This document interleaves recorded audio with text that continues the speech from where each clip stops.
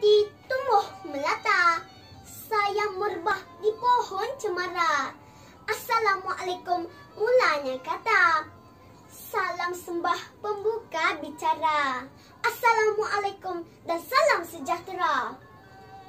Pertama-tama penghormatan saya kepada semua guru SK Dana Kota 2 yang hebat-hebat belaka.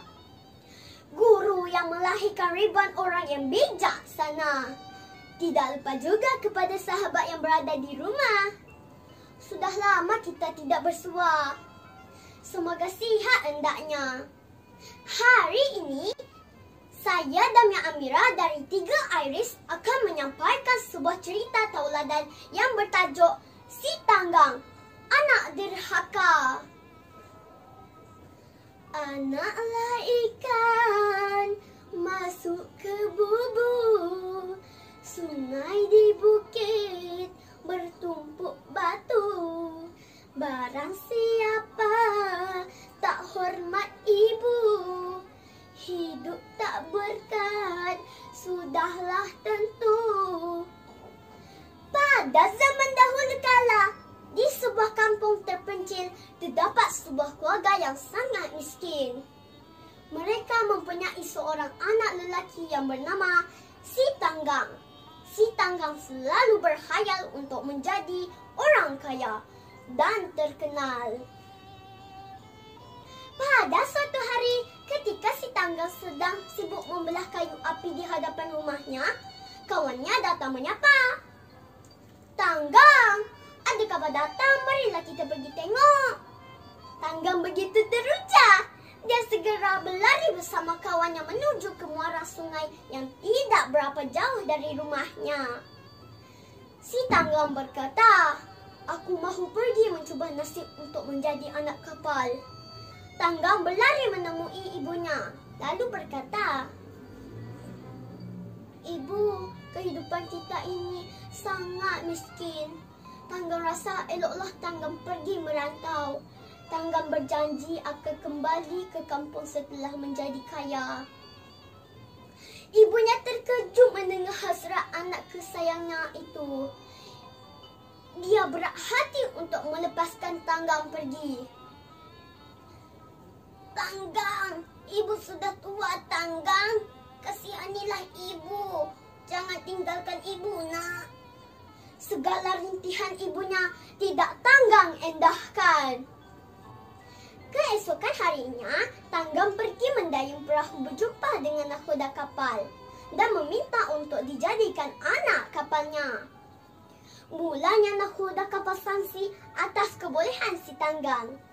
Akan tetapi, beliau bersetuju setelah melihat kecekapan Si Tanggang bersampan ketika menuju ke kapal beliau tadi.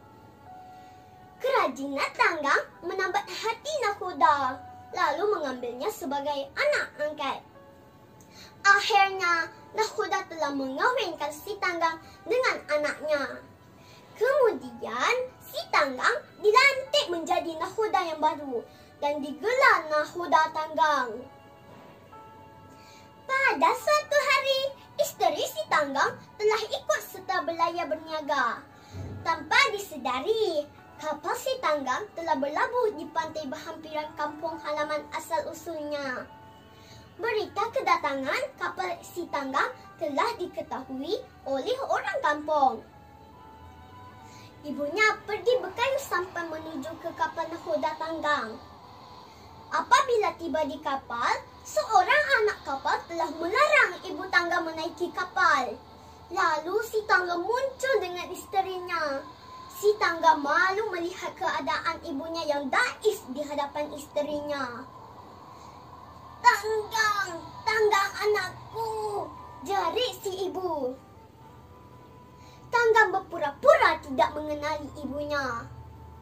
Isterinya bertanya, "Siapa wanita miskin ini, Kekanda?" "Tanggang, mengapa kau malu mengaku aku ibumu?" "Hei perempuan tua, jangan kau pandai-pandai mengaku dirimu ibuku. Ibuku tidak sekotor ini. Lebih baik kau berambus dari sini.